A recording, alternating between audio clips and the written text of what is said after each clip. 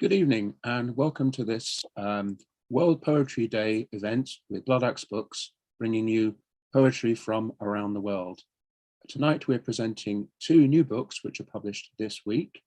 One is David Harsent's versions of Yannis Ritsos, The Broken Man in Flower. And to introduce it, we have John Kittmer, and we have Yang Lian's new book, A Tower Built Downwards, translated by Brian Holton. So the format is going to be that, first of all, we will have John Kittmer, who's a former British ambassador to Greece and a scholar of Ritsos's work, introducing David Harsent, reading his versions of Yannis Ritsos. And then we're going to have Brian Holton, esteemed translator of Chinese poetry, introducing Yang Lian's new book. Yang Lian is actually in Casablanca today. His translator, Brian Holton, is in Melrose in the Scottish borders. David Harsent is in Surrey. John Kittmer is in Scarborough. And I'm in the Tarset Valley in the wilds of Northumberland. So we're bringing you poetry from everywhere. I'm going to start off by actually showing you some visuals, because these two books have particular visual elements in it, which are very relevant to the work in them. And the first of them I'm going to show you is the new Yang Lian book, A Tower Built Downwards, which has a remarkable cover done by Ai Weiwei, Yang Lian's friend and collaborator. And Ai Weiwei has produced this remarkable image, which we'll just look at the next slide and you can see how it wraps around the whole book.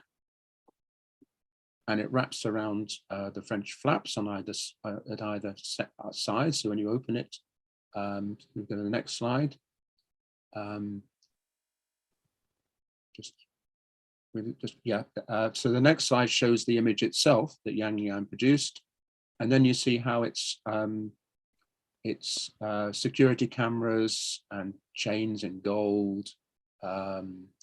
Big Brother is watching you. And then in the book itself, the image wraps around the front and back cover, around the flaps. And then if we look at the next slide, we can see it actually goes, the chains continue inside the book. So it becomes a kind of metaphor for the work itself inside the book, which is very related to what's happening in contemporary China, as you'll hear in a minute. We've also got some parallels with the poets that we're presenting tonight. Yang Lian, in the Mao period before Tiananmen Square, was sent for re-education in the country, which means hard labor, as his father was before him. And then Yannis Ritsos, that we'll hear about in a minute, he was imprisoned for his poetry, and he was sent into exile, in house arrest on the island of Samos. So we'll move on now to the Yannis Ritsos book, just to give you a flavor of that. While Yannis Ritsos was on Samos, unable to publish, he took material from the beach and was making art from the material on the beach. And so the front cover shows sculpture that he's made from the driftwood that he's found on the beach. And if we move on to the next slide, this is him reading. In 1936, he published a poem called Epitaphios, for which was banned. And then later, after the war, he was imprisoned. I think we'll hear more about that from John and David shortly. So the next slide after this one, this shows stones that he picked up from the beach that he was making images of. He was carving images into them to show the pain of the Greek people during the rule of the colonels. And then the next slide, this is him in his studio on Samos working on those images. And then the last slide, that's him again in his studio. So I think I should ask John Kittmer now to introduce David's versions. And John is also going to read some of the poems that David has done versions of in the original Greek also. So we'll start off with John. Neil, thank you. Thank you for the introduction. And thank you very much for the invitation to to introduce David and Ritsos to the audience. It's wonderful to be doing this on World Poetry Day. I'm going to introduce David by initially talking very briefly about Ritsos, just filling in a little more of the detail which you've also already said a little bit about. Ritsos was indisputably one of the greatest Greek poets of the 20th century. He was a prolific writer, probably one of the two most prolific poets in Greece in the 20th century, but he also lived the history of the Greek 20th century. His life was rather unusual. He was actually born into a fairly wealthy landowning family, 1909, in the southeast of Greece, and had really an idyllic childhood. But his teenage years were extremely difficult. His mother and his older brother both died in a very short period of time of TB, which was a particular plague in that part of Greece.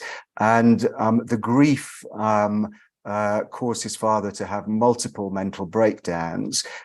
Through this process, the family lost a lot of its wealth. The medical fees were extremely high for the sanatoriums, and they were reduced to fairly difficult conditions.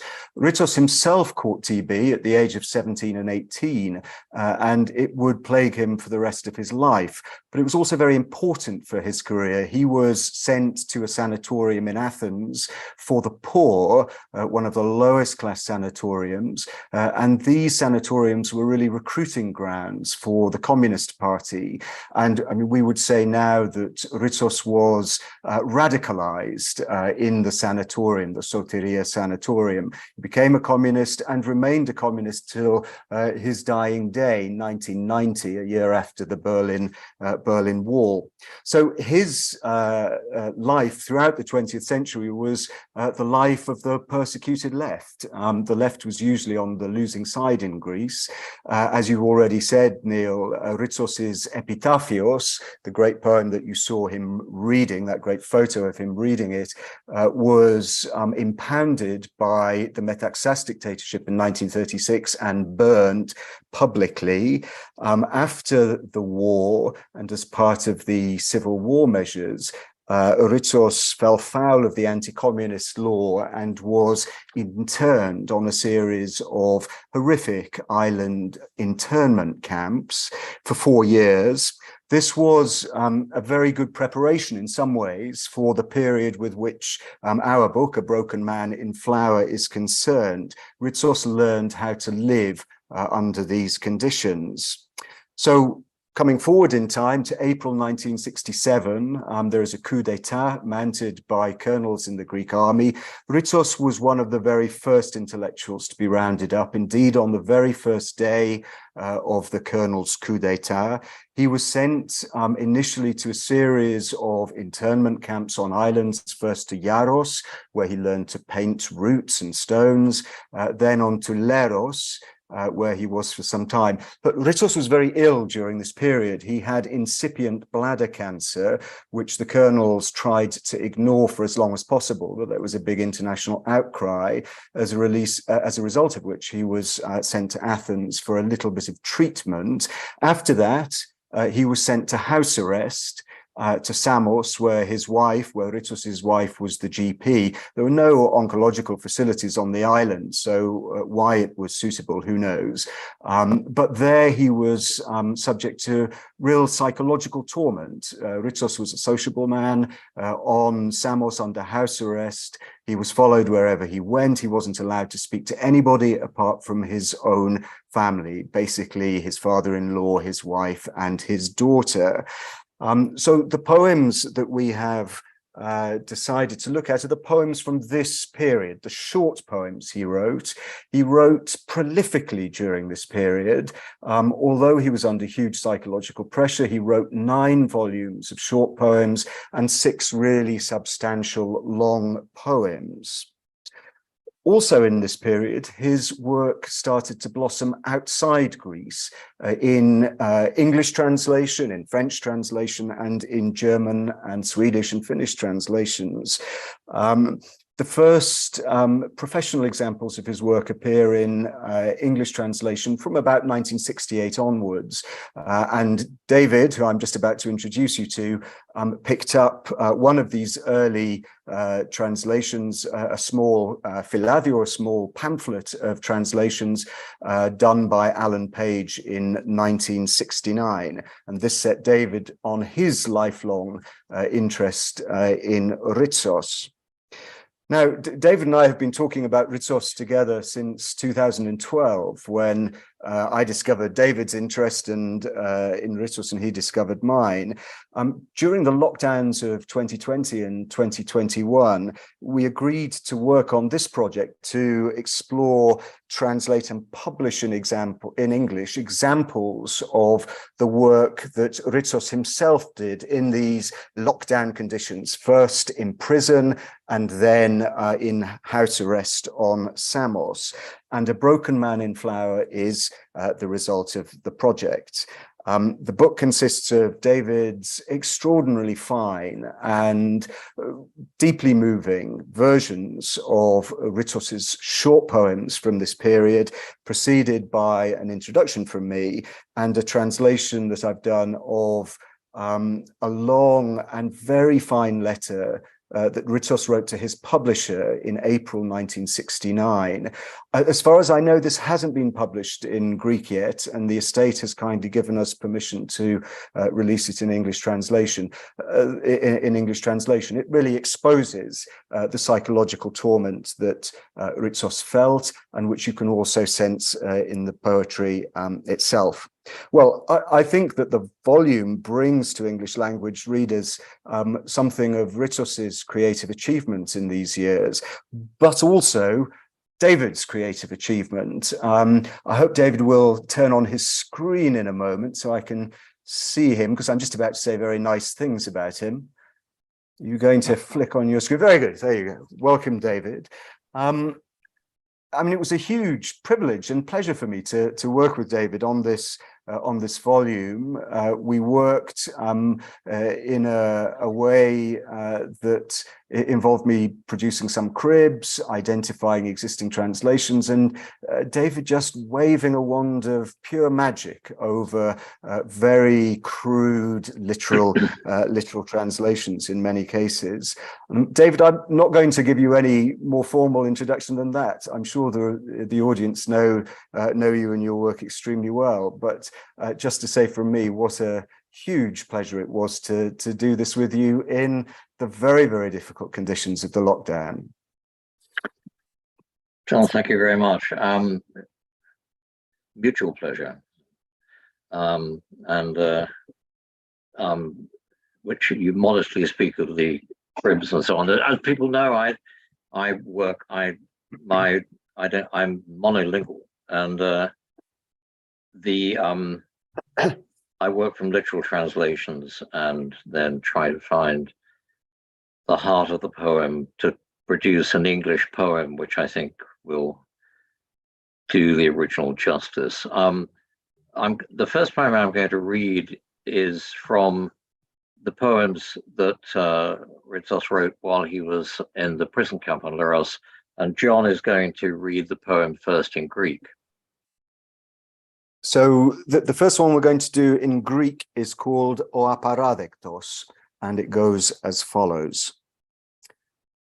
Αποτραβήχτηκε από τη συντροφιά μας λίγο-λίγο, σαν κάπως λυπημένος, σαν κάπως παράξενα γαλήνιος, σαν να είχε ανακαλύψει κάτι μεγάλο και αμετάδοτο, ένα άγαλμα κέφαλο, ένα άστρο, μια αλήθεια, μια τελευταία και μόνη αλήθεια.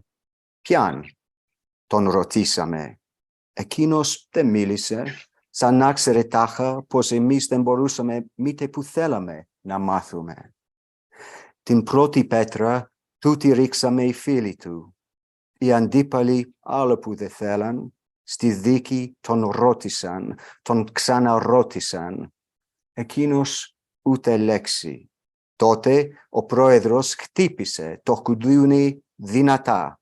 Φώναξε, οργίστηκε, να γίνει ησυχία, να μην ακούγεται η σιωπή του κατηγορουμένου. Παμψηφί η κατηδίκη. Γυρίσαμε ένας-ένας και ακουμπήσαμε το μέτωπο στον τοίχο. I call this knowledge. He grew distant, silent, sad, and strangely calm, as though he held some overwhelming secret, knowledge, beyond imagining. What, we asked, what is it? He stayed silent, strangely calm.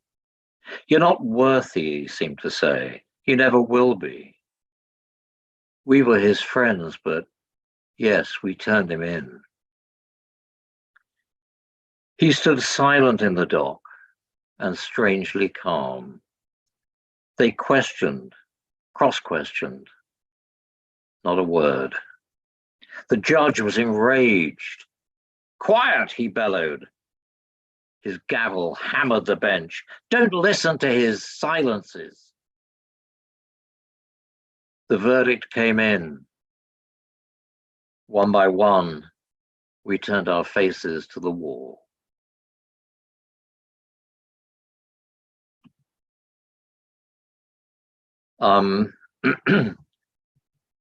While he was on Leros, excuse me, while he was on Leros, he got a note from the composer Mikos Theodorakis asking for lines that he, Theodorakis, could set to let the outside world have a sense of what was going on, what people were suffering, what Greece was suffering. And Ritsos responded immediately and wrote 18 very short poems, which I've represented as double couplets, which he called 18 bitter songs. This is a section in the book which I have titled Homeland. And this is the fourth of those 18 bitter songs. It's called The People. Fighting for bread, fighting for light and song, fighting to bring bread and light and song to everyone.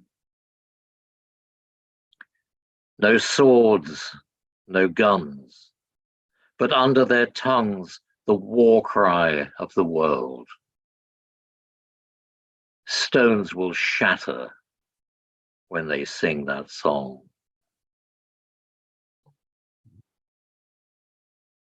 And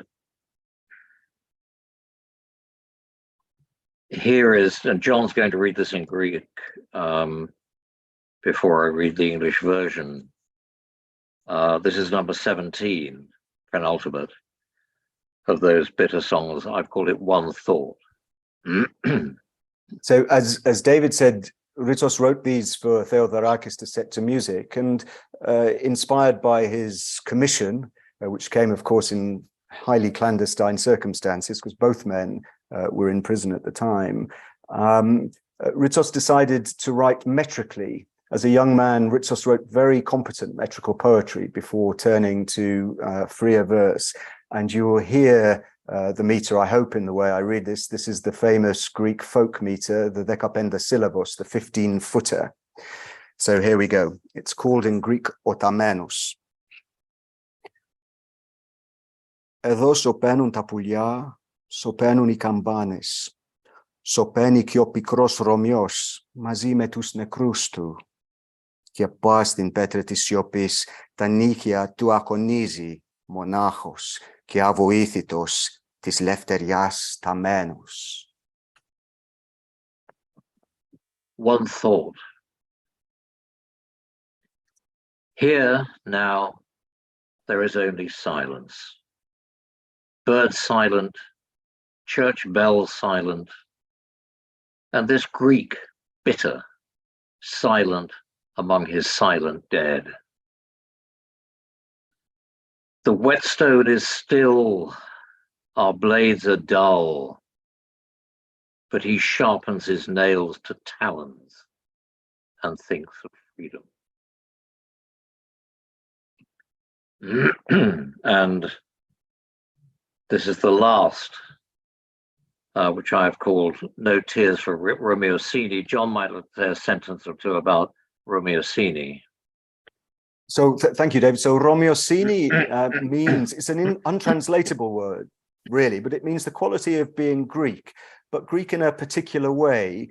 From the rise of the Roman Empire in the East until the Greek independence movement, the Greeks of the East called themselves the Romii, the Romans, because they were the inheritors of the Eastern Roman Empire. And this characteristic of Greeks is a sort of double-edged thing. Of course, substantially the Eastern Empire became Byzantine, became Greek, became Greekified, but it was also nearly 2 millennia of defeats for the Greek people themselves. So the quality of being Romeos is something plangent, something folkloric, as well as being, of course, a point of pride. So I've called this, as I say, No Tears for Romeosini.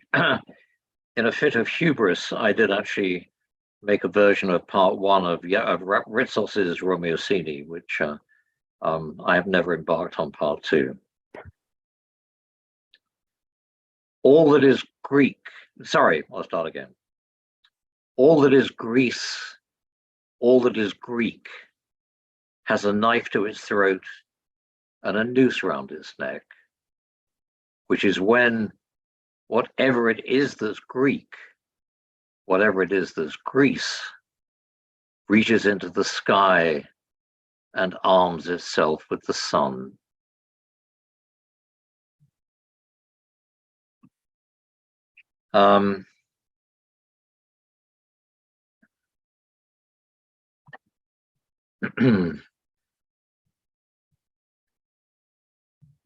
This is a poem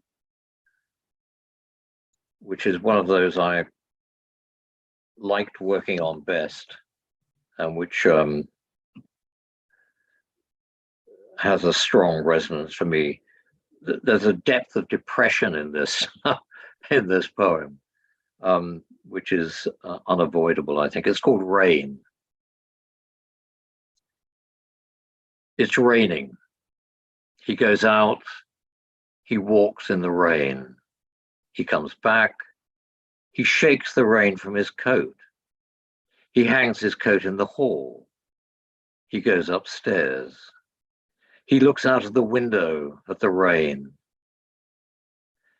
Some days it rains, some days not. It's meaningless. There's a bunch of rusty keys on a bench in the basement. For some reason, they come to mind. For some reason, it comes to mind that rain never shows in a mirror.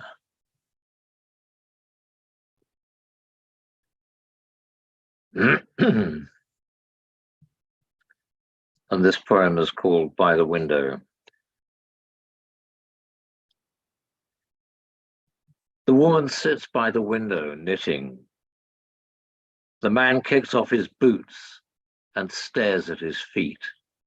How many miles? How many years over bare earth, over ploughland? Clouds are sunshot. In the valley, a church, the shadow of a church. Newly baked bread wrapped in a cloth hangs from a tree. A wind from the mountains finds the labyrinth under the stairs. The woman sets aside her knitting. She kneels and puts her hands into his boots. Down on all fours, she goes under the bed like a dog.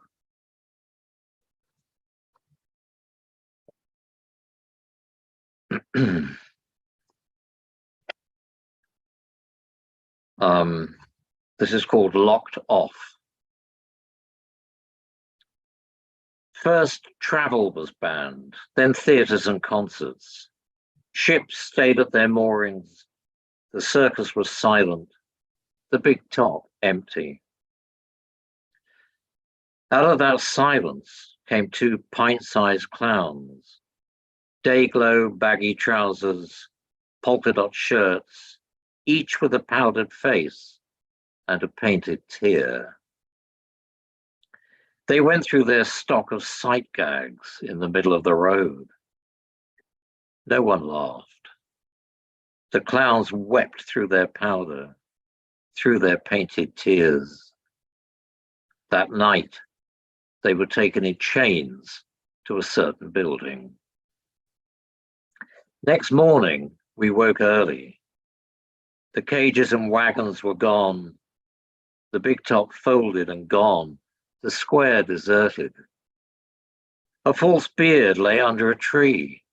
A boy put it on. He said, "Santa, Santa Claus."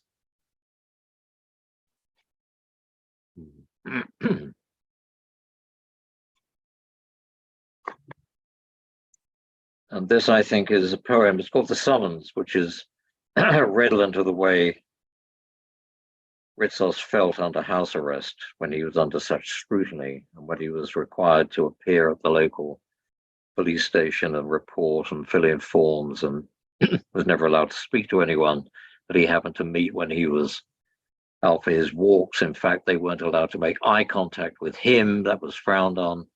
He did say, I think at one point, that occasionally he would get the faintest smile back from somebody he met whom he knew. Excuse me. The Summons. It was clear enough. You are summoned to appear at once. Nothing to say where or when. No department, no judge, no reason. He turned it over, blank. He read it again, at once. He put it under his mattress, changed his mind, put it under the junk in a cupboard, changed his mind, mailed it between the floorboards, closed the shutter, locked the door. Later, he changed his mind, went back, retrieved it. He shot a quick glance at the mirror, checked behind the curtain, went to the bathroom, tore it again, threw the scraps into the lavatory bowl. As he reached to flush it away, the first man grabbed his hand. The other two took him by the shoulders.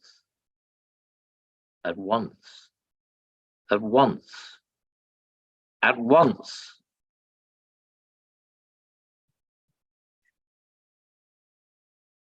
And this is the last poem I'll read. John, it's called In Flower. John's going to read it in Greek before I read it. Thank you, David. So in Greek, it's called Αφύσικη άνθηση. Ήθελε να φωνάξει, δεν άντεχε πια.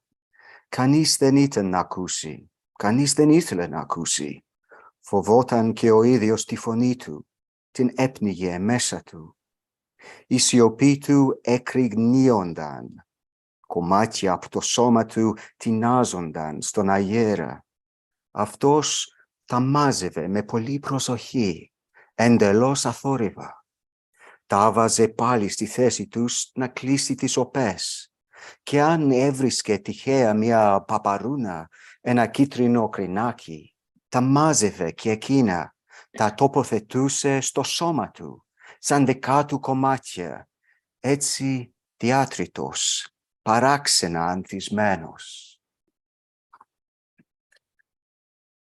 In Flower.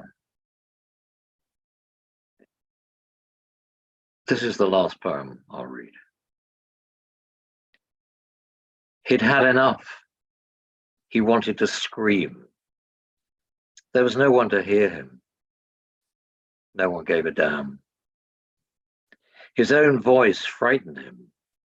He buried his voice in himself, an explosive silence. If I explode, he thought, I'll gather the pieces in silence and put myself back together. if I happen to find a poppy and perhaps a yellow lily, I'll make them part of the pattern. And that's how it is. A broken man in flower. Thank you.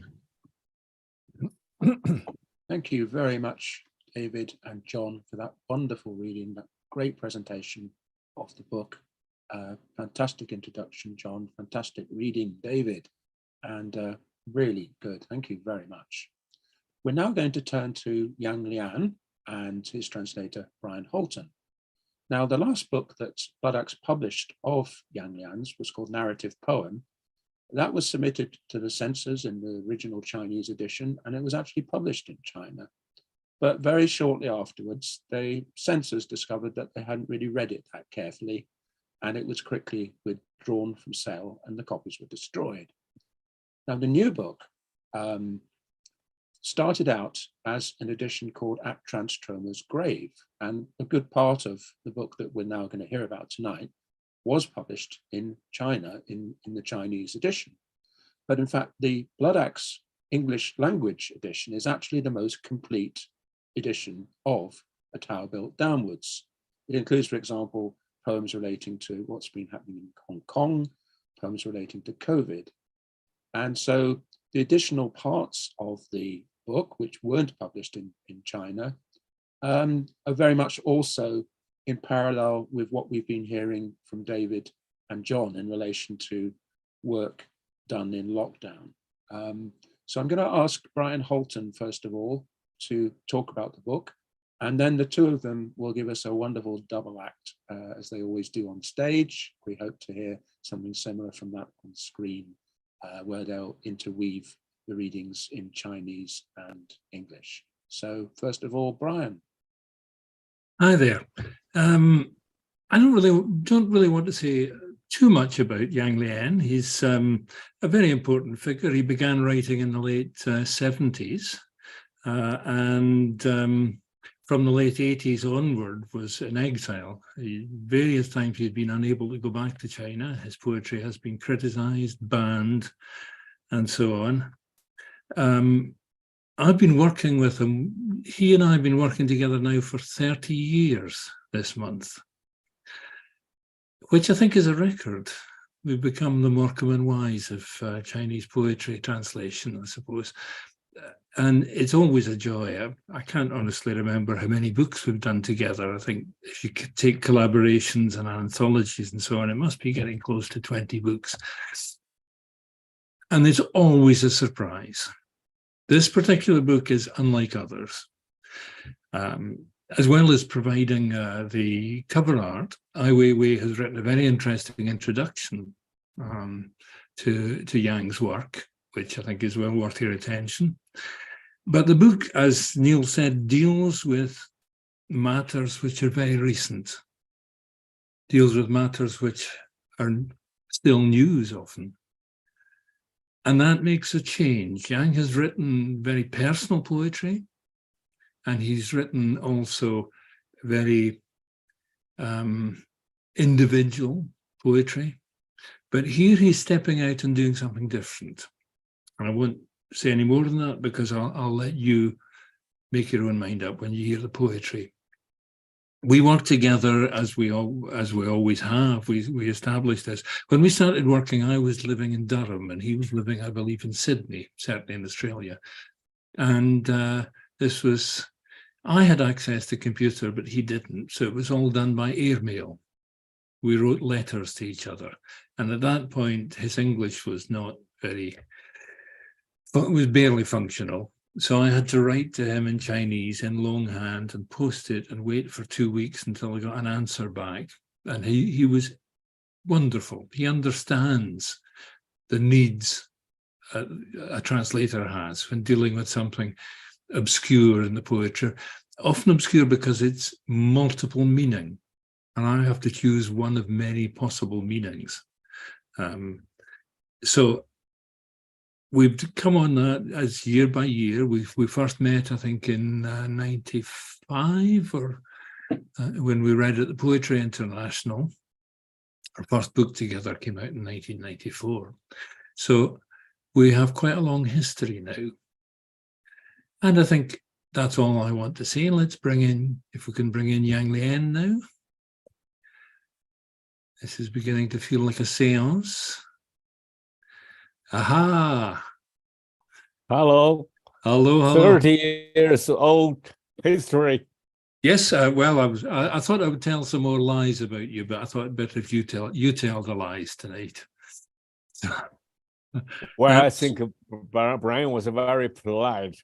When we start our exchange or translation together, I simply almost had no English at all in my mouth. So we'll have to start from zero.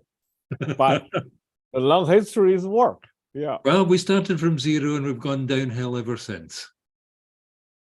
Okay. Right, now, what are we going to read first? I think that poem called Root, and this is something directly linked with Ai Weiwei, because he brought a lot of huge dead roots from the Amazon rain forest, and made an exhibition in Berlin. When I saw those big dead piece of wood, well, it was really a very powerful images of not only the forest, but also of the human being, you know. And this is why when I listening, David and John's the translation of Ritsos, I was very moved because seems where our poems are very different, written in different times, in different style, but the deep link between us was so close. And the meeting point, I think, is the root. The poetry has to get the deep root into life. And in this case, there was no matter of the time difference of the time. So I think let's read this the first part of this poem. Okay. Okay. You'll read it in Chinese and then I'll read it in English. Okay, let's this one doing this, yeah. 跟对一件艺术品的人生反思，贺爱未未。这是命吗？被刨出、裸露、暴晒、烤干，铸成铁，日夜低吼的铁。皱褶反向流动，掉出身体的骨骼，攥紧看不见的肉体。起点奇形怪状，那五指向下拉你，跟踪青铜编钟，紧贴死者的嗡嗡作响，从地下凿刻到地上，木头阴唇继续开裂，木头子宫口鬼魂逡巡，终点奇形怪状。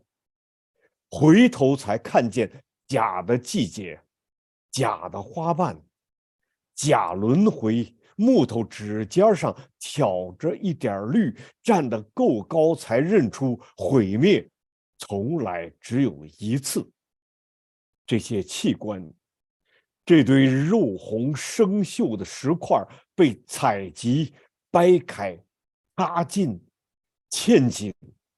手按嗡嗡的钟声，你的宿命在此，沉入一朵死亡的奇花，根把四面八方的坍塌绳录制在身上，没有创世纪，你的末日在此，披上100万件金色救生衣，仰面朝天。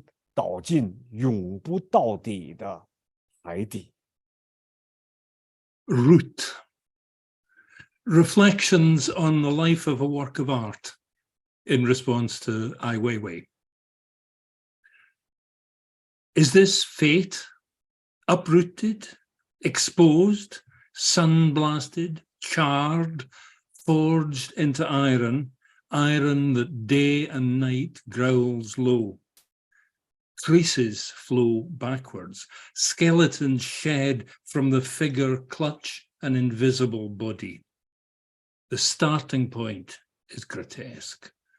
Those fingers drag you down, track a set of bronze bells, droning hum stuck to the dead, carved from underground to above ground. Wooden labia keep on cracking open. Ghosts hang back at the wooden womb's neck. The end point is grotesque. Look back, then see false seasons, false petals, false reincarnation, carrying a point of green on a wooden fingertip, standing tall enough, then see ruin is once only. Those internal organs, this heap of flesh pink rusting stones, pried open emptiness, tightly embedded emptiness. A hand pushes the bell's droning hum. Your karma is here, sunk in the rare flower of death. Root, recorded noise of collapse everywhere on its body. There is no creation myth. Your last day of life is here, wearing 1,000,000 gold-colored life jackets, facing the sky, to fall into the always bottomless seabed. Beautiful reading, Brian. Wonderful. You know, you and I have done this before, haven't we? Yes. Well, our second poem, its title is really long. So I asked Brian, could you read this title, this long title? The West Joe Brown Spill. Yes. Yeah. Yeah. It's the title translates as touching a set of Western Zhou dynasty bells in Shanghai Museum. The Western Zhou dynasty is back about, what, 700 BC, 600 BC, something like that? Yeah. So these are very, very ancient. And the sets of bells are like tuned each to a different note. And they're the ones that provided the canonical note, which was used in the imperial ritual and many other things. You know, that each...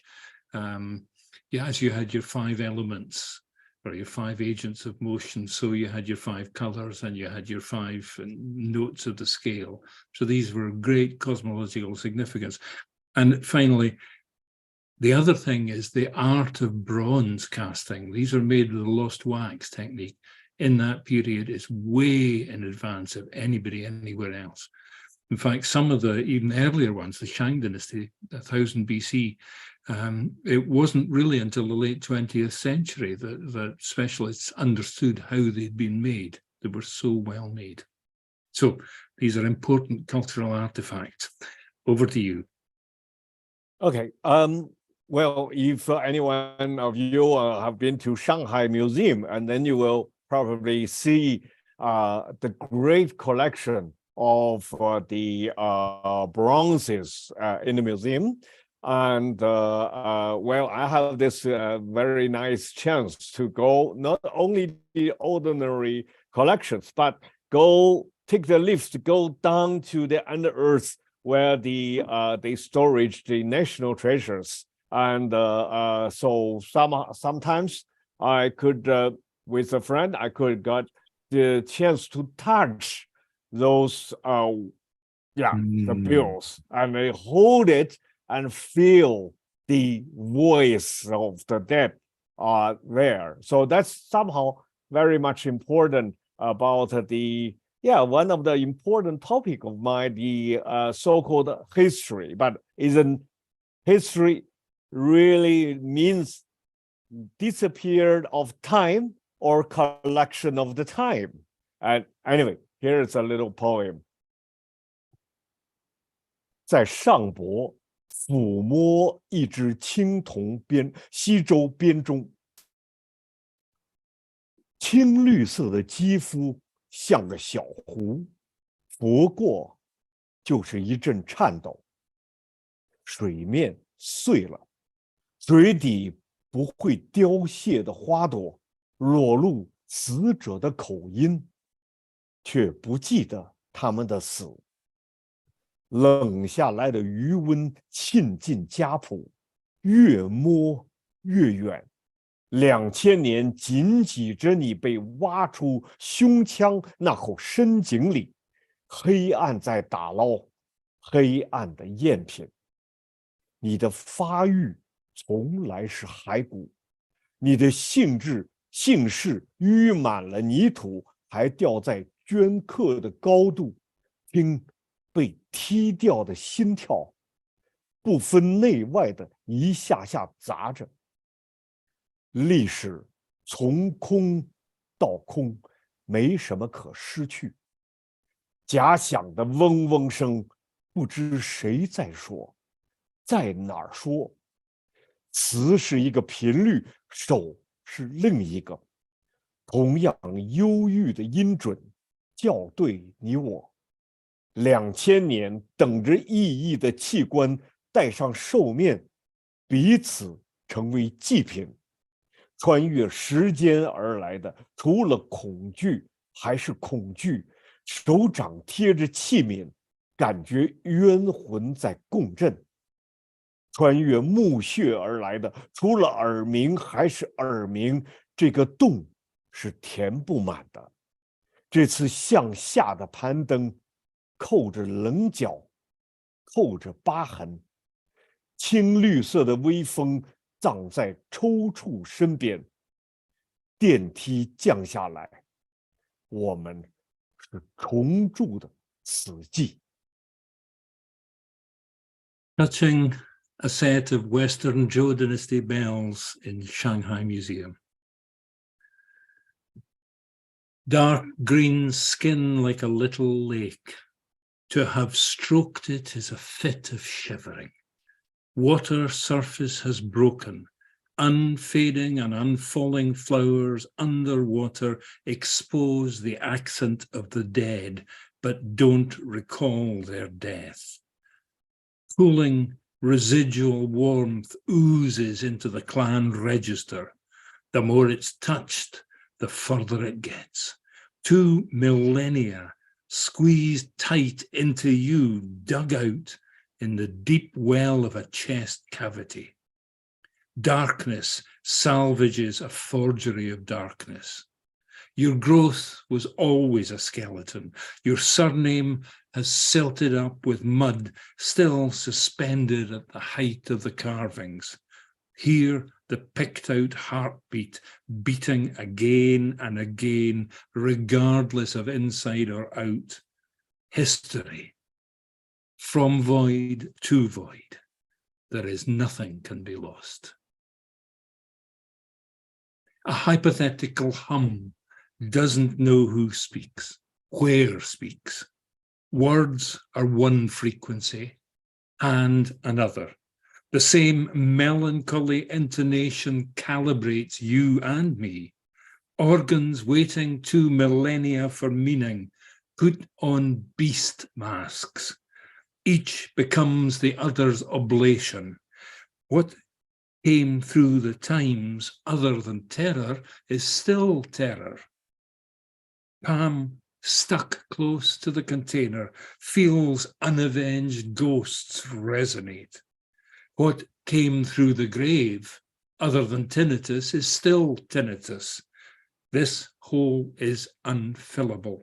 This time of downward climbing holds edges and corners, holds scars. A dark green breeze buried by the side of convulsions. The lift comes on down. We are deathly silence, reforged. Okay.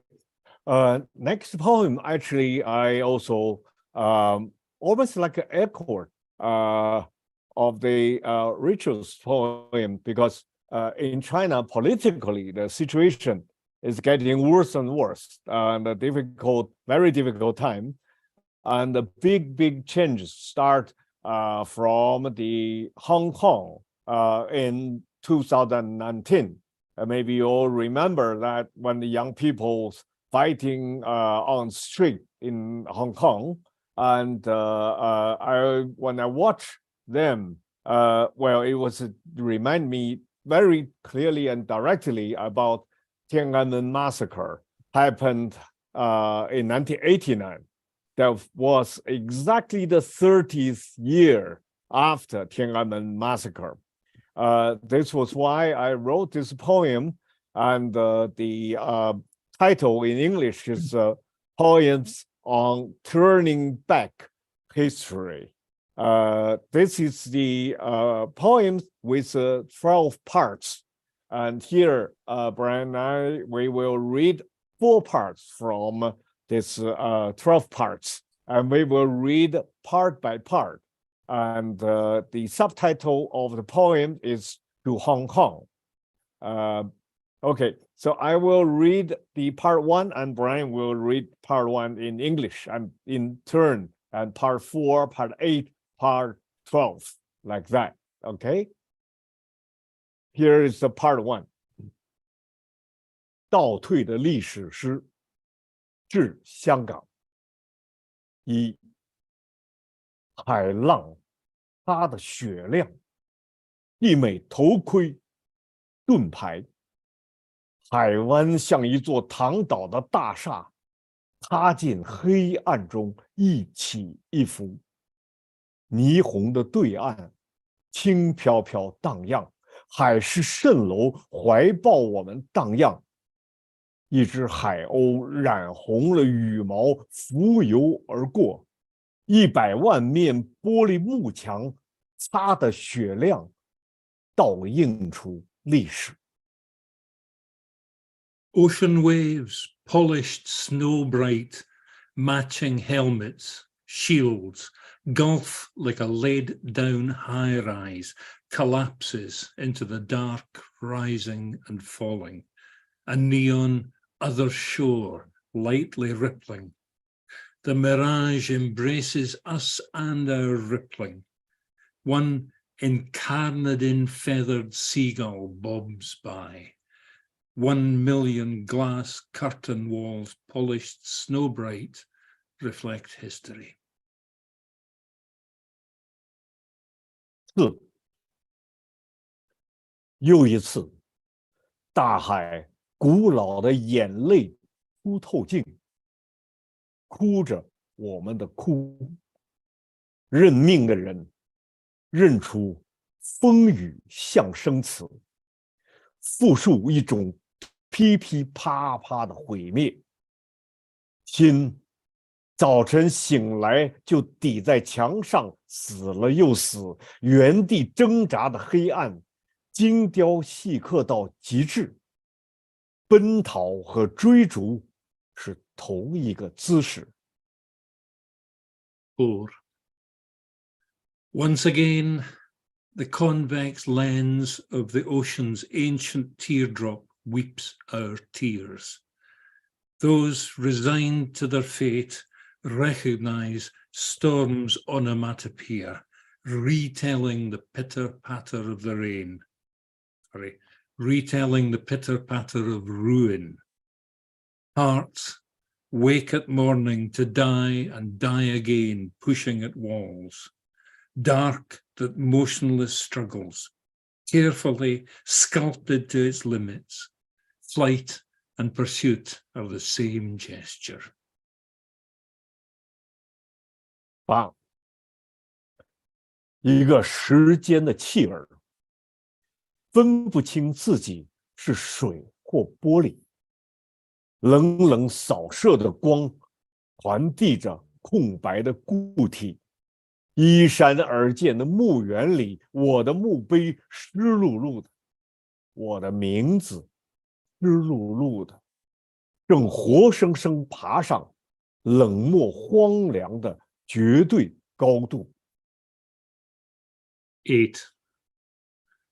A foundling of time, unsure if it's water or glass, coldly shoots light, delivers blank solids, In the hillside graveyard, my headstone is damp. My name is damp, alive and climbing to indifferent, desolate, absolute heights. 12，玻璃墓碑在海浪间闪耀，毁灭押送它。又一个末日走失了，提前忘记它。泡沫自我渗入泡沫他人，无痛抹掉它。使一艘生锈的渡轮尽情编造它，烂出的尸骸挎着正步，总不缺周年欢呼它。一页大海的遗嘱在身边翻滚，永远没人读它。12. Glass gravestone gleaming among ocean waves. Ruin escorts it. One more dying day gone missing. Beforehand forgets it. The foamy self seeps into foamy others, painlessly erases it. Poetry, a rusty ferry boat, to its heart's content invents it. Rotted out corpses goose step, never lacking an anniversary to cheer it. Ocean's one-page will and testament rolls alongside, never anyone reading it. Neil, I think we have almost run out of time.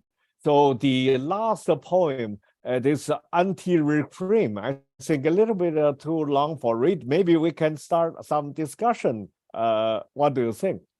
Yes, by all means. So if you and Brian stay there, and I'll ask David and John to turn on their cameras and unmute themselves, and we can all have a discussion.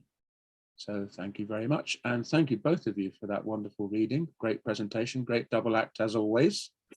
I'd like to start actually with a sense of how you work together over the years, because I know that the Chinese poems are often very complex, and often each time you publish a new book, there are even more difficulties there. And I have heard that when you publish the Chinese poems, very often you see them as a kind of challenge to Brian to say, well, translate that. So I was wondering whether you could say something about that toing and froing that you do in your translation partnership. Well, I'll go first here.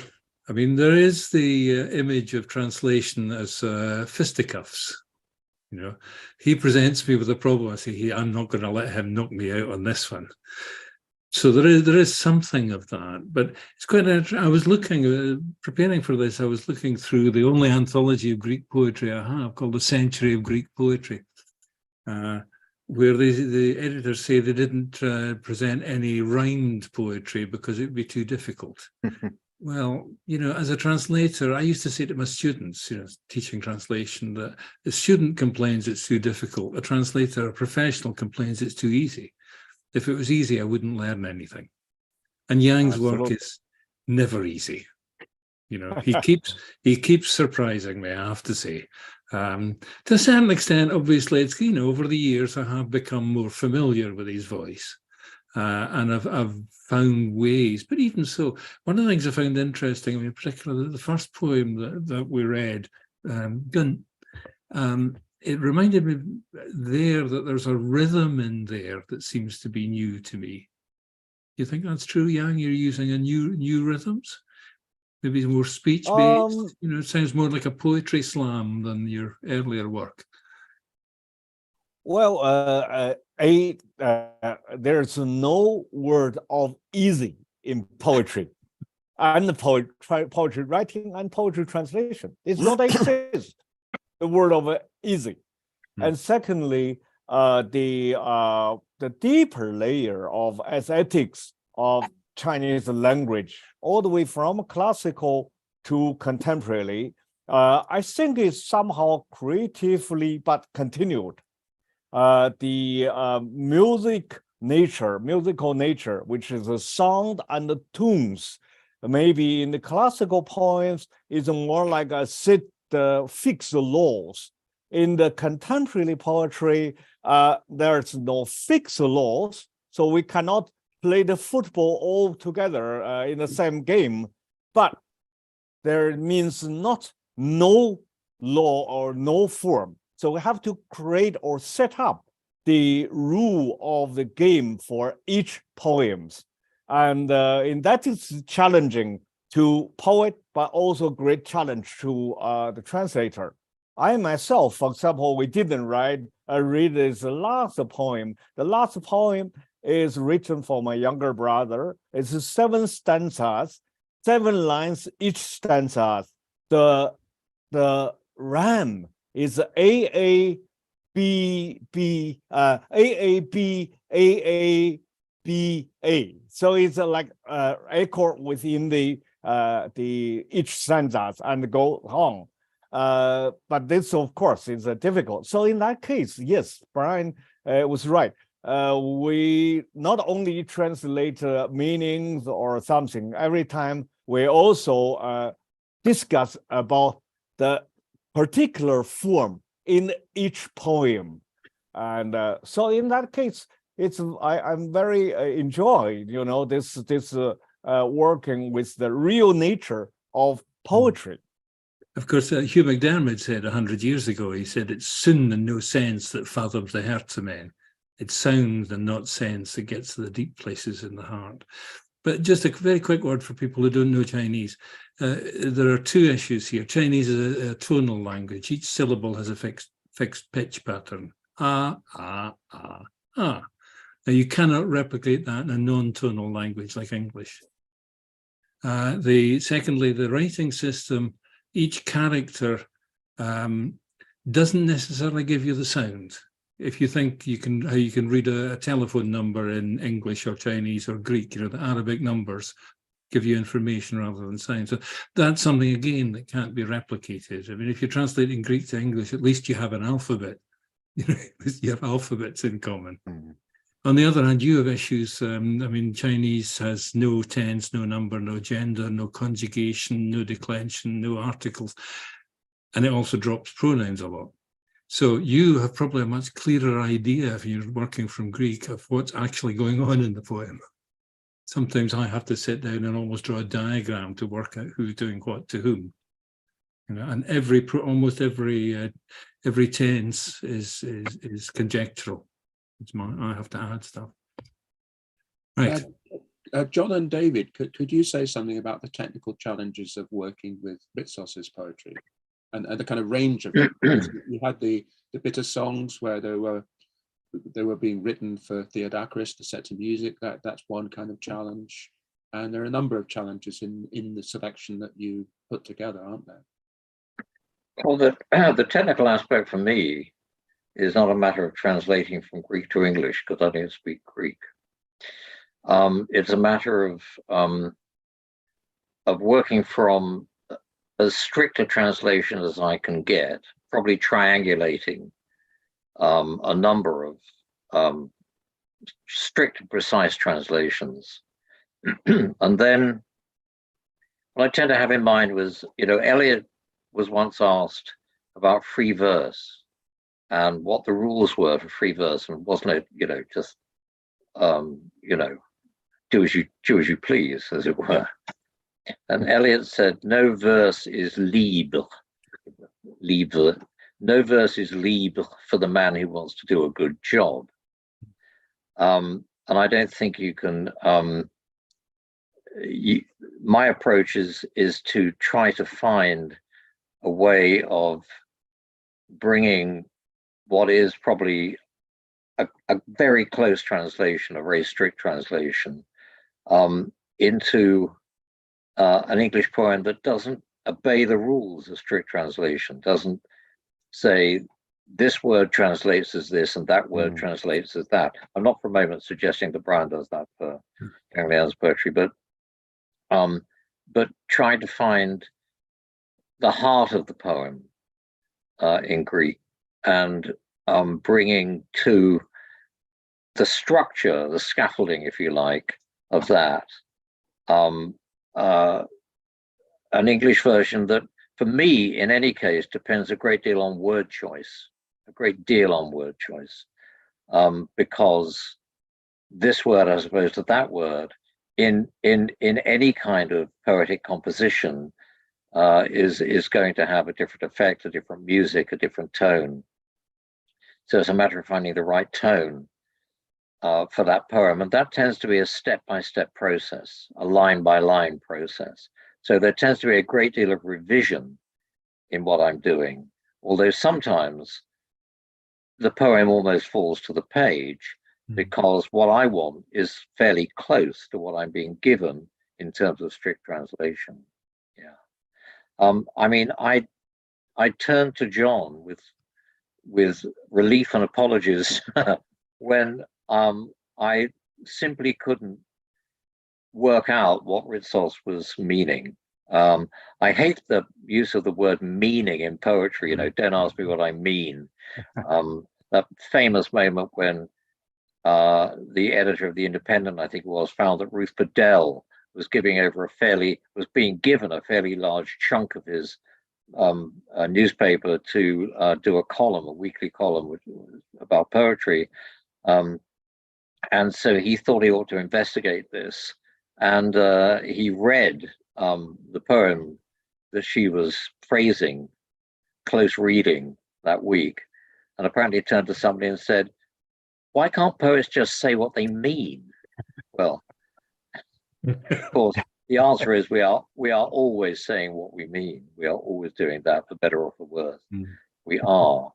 Because I mean, I have to go through a similar process to you, David. I mean, you know, you're saying you're working for a literal. Well, I have to work towards a literal, as David might do. That's the first step, and then I have to check with Yang Lian to figure out whether my view of whether what I've seen in these scratches on the page matches what he thought. Well, that's not dissimilar from what I would say. But I mean, so John will say more, but I would sometimes say, I know what these words mean in the translations, you know, that I was working from, the literals. I know what these individual words mean. I just don't know what they mean when they're both side by side. You know, that's right. Yes. What was Ritsos thinking? What did he? And sometimes John would write back and say, "Your guess is as good as mine." but more often than not, there was this wonderful interpretation, this enlightenment. And I go, aha, I get it. I see. Okay, how can I turn that? How can I make that work in a poem which is, you know, aspiring to be an English poem in English? I think I would add to that, David, really just to say that in sort of formal terms and in terms of the sort of poetry that Ritsos is writing in this period, I mean, really he's writing free verse, and it's become, I mean, pretty free. Sometimes he does light internal rhymes, which you can pick up if you want to, but that's pretty rare, with the exception of the central collection that, as David was explaining, he's translated as Homeland. These are formal, but they're not formal in the way in which Ritsos was writing formally in his youth. So there's no rhyme scheme to them. There are some rhymes which you can notice and you can pick up, but there's no formal rhyme patterning at the end of the verses. So to get them right, you have considerable freedom, and David translated them as a series of 2 couplets, doing slightly innovative things with the couplets, in jambing from one line to the other in a way that Ritsos himself doesn't largely do. So that was rather interesting to see David playing around with the formality of Ritsos's verse patterning at that point. I was going to say, Ritsos, interestingly, because I don't know what Ritsos would have made of my versions, because Ritsos famously, when he spoke to people who were going to be either translating his work or overseeing the translation work, said, I want word for word. If I use this word, I want a precise translation of it, and I want the rhyme scheme followed, and I almost want the metrical structure. That wouldn't be possible. I almost want, and immensely strict translations was what he seemed to be looking for, which I think would have been disastrous. And when I have seen translations of Ritsos which attempt to do that, I mean, it's not so much line breaks, it's like breaking sticks, I mean, pinning the butterfly down. I feel this in the way of translation is very much very close to the poetry writing, because I find it was very interesting when we find sometimes my poems being translated into different like English translations or something. And it was very interesting when the English translation express yourself in the most strong energy to cut precisely to show that point of poetry. And it was the closest moment to the original, because I wrote poems in my Chinese exactly seeking that point. And so that the deeper submitting through the different languages. And so that's why I find the translation, there is not only like we are walk in the misty and no direction or something, there is a direction. That direction is the precise point of the poetry, trying to find it or try to express that. And the business of this, sorry, I was going to say the business of meaning is very interesting to me. This will sound like self-praise, and I don't mean it to, and it's not. But when Yang Lian and I were in Shanghai together, we did I did a workshop with some Chinese poets, very young Chinese poets. And I worked with this guy on his poem, of which he had written a very strict translation. I asked him if it was more or less word for word, and he said yes. And I then made suggestions. And well, first of all, I wrote my version of the piece. And then I made a few suggestions and asked him a few questions. And he said, yes, you're right about that, or no, you're wrong about that. And I revised the poem in the workshop. When we finished, there was a roundtable discussion.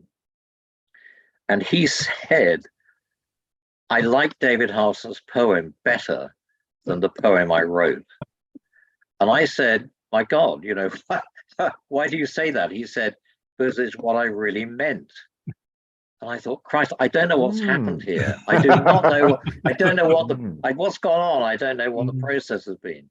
But somehow I heard by the translation, my version, because, needless to say, I don't speak Chinese, my version of it had somehow, and this was what was interesting, released something that he had meant that he hadn't found before. Now, all I'm really saying is not that, that this was what I'd written was a better poem than the poem he'd written, because he didn't say this is a better poem. He said it's what I meant. And somehow my versioning had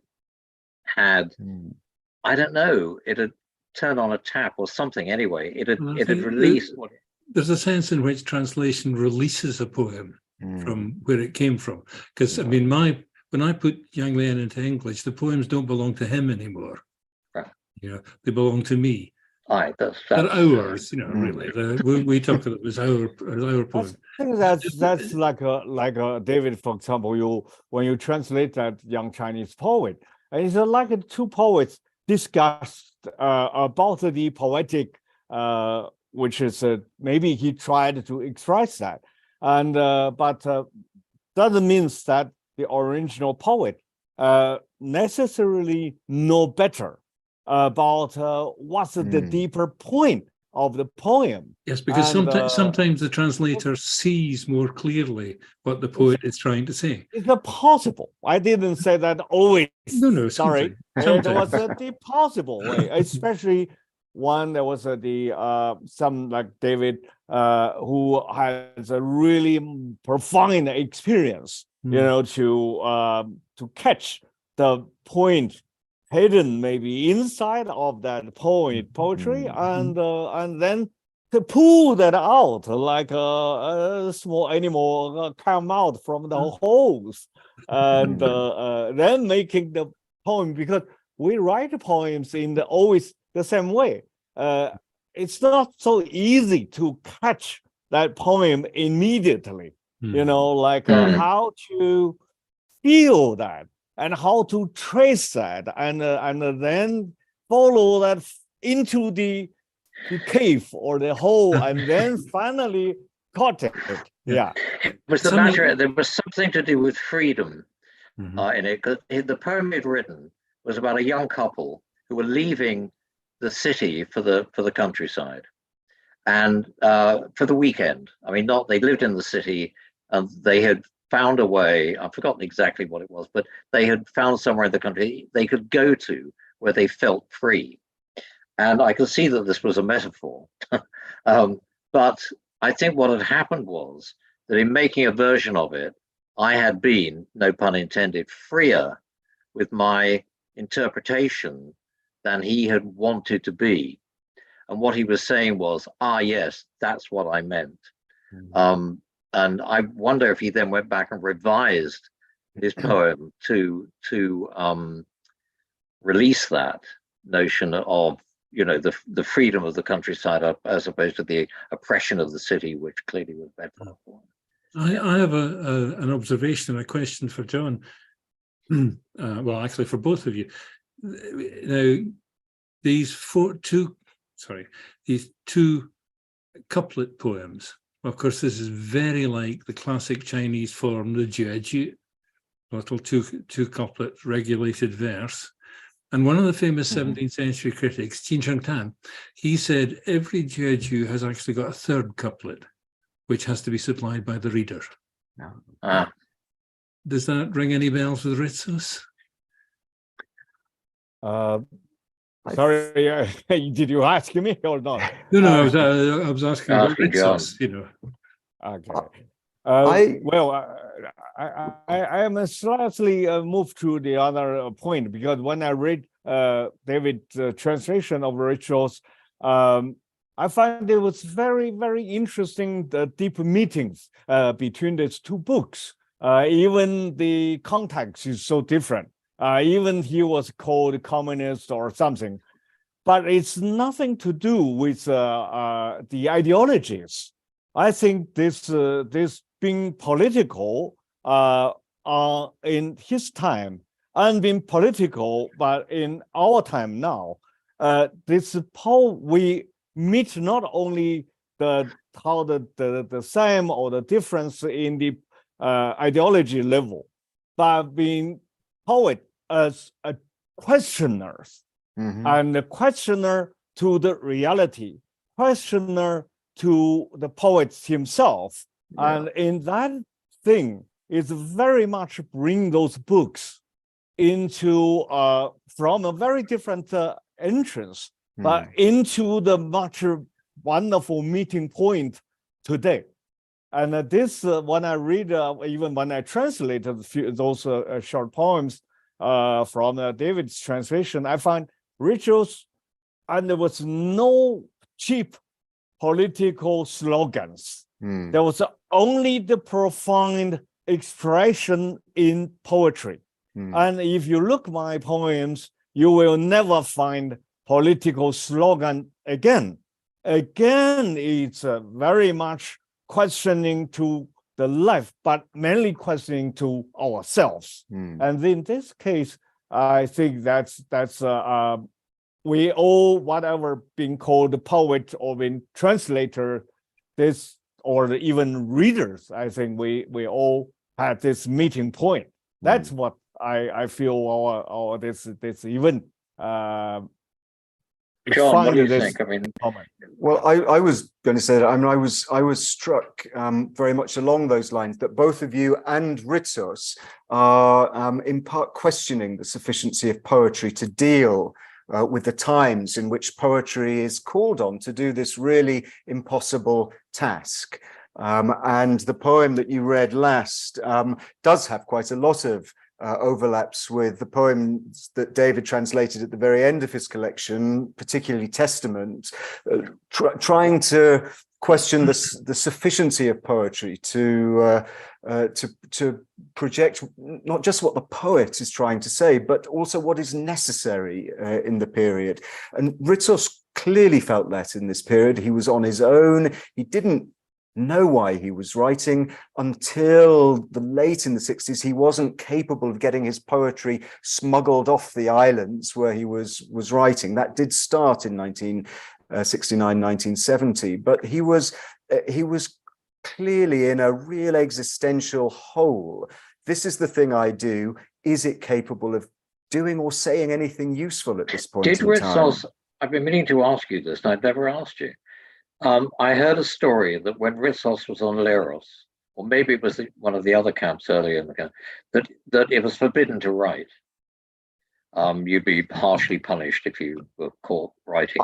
But he did write, and that he put the poems. I know he wrote on the cigarette packs, but he put the poems in the empty tins of the food that they were given, which I gather was ghastly, and buried the poems in these tins around the perimeter in the hope of being able to find them later. Is that a true story? It's certainly true from the period of incarceration between 48 and 52. There he was, there he really was being very closely watched, and he really was stuffing odd bits of paper, cigarettes, papers here, there, and everywhere. People were helping him by putting them in the soles of their boots. This is well testified.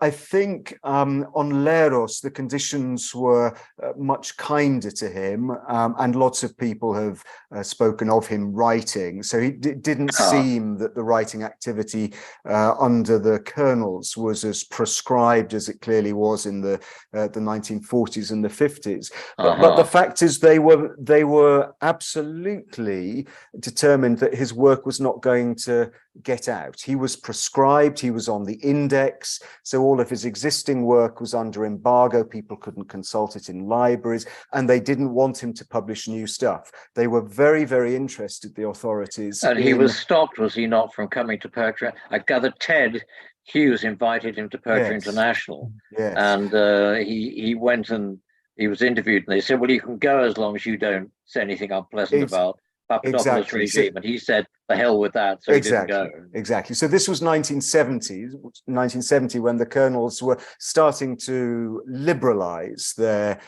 prescription of left-wing poets. So he was allowed to go and talk to the notorious Minister of Interior, Patakos, to make his case as to whether or not he should be given his passport. And he was offered his passport, but only on condition that he said nothing political and nothing hostile to the authorities. Because I know that he said, send me back to prison. At one point, he said, because he was, we haven't said this, but he was several times nominated for the Nobel Prize in literature, and you know, whether the Academy just didn't like communists or whatever, I don't know. But anyway, but he did say when he won the Lenin Prize, I would sooner have the Lenin Prize, you know, than the Nobel Prize. I can't believe that he was serious. I cannot. But nonetheless, it was his way of saying, you know, the hell with you. And, yeah. But you know, the interesting thing, which is Syphilis and Elitis, both Nobel Prize winners of the modern the Greek poets, both published in China, and since the beginning of the 1980s, their works were very well known in China, but no rituals, and it's very interesting. I don't think there was because of he close to Russia or Soviet Union, because he was political, I think. There was that way of his way of writing, even so there was the kind of a so-called the left wing or even the communist, but it was still too political. and that was a it was making people aware of the political problem in China. I think that's why Rituals have been very, very late start to be translated into Chinese. And then Ritsos wasn't. I mean, he was well translated in Germany and France, and in this country. Sorry, in Great Britain. Really, it wasn't until much later that these. I think Stangos, who did the who. So Nikos Stangos starts to work with Ritsos in the early 1970s. That's right. This is when Stangos was a penguin. Yeah. But in terms of Ritsos and the communist world, he was pretty well translated. I mean, the selections were kind of odd. They looked for the most political poems, which were always the poems that Ritsos liked the least in reality. So he was translated in the Warsaw Pact countries. He was translated in Cuba. He was also translated in Vietnam in his lifetime. And these contacts seem to have been made between embassies and Ritsos in Greece itself. And Ritsos did some translation with the help of French glosses from Vietnamese, for example. But China is definitely a real gap, and I found nothing in the great compendium, this great work of scholarship from '93, which looks at all of the very late, all of the translations. There's nothing in China. Others like Neruda for sure, Shikamacha, and even the area Aragon, they've been translated before Cultural Revolution, but the Rituals was so much later. But on the other side, this kind of a way to very directly deal with the political situation. I think now, for example, when the war, start in Ukraine, and China certainly, in our this book, there's one poem called "Researching Evil." It was directly linked with the Ukraine war, but at the same time, political situation in China. That's from two very different entrance, but into the researching of the humanity, which is darkness of humanity. And we have nothing really that much different from this far away because we have this same root.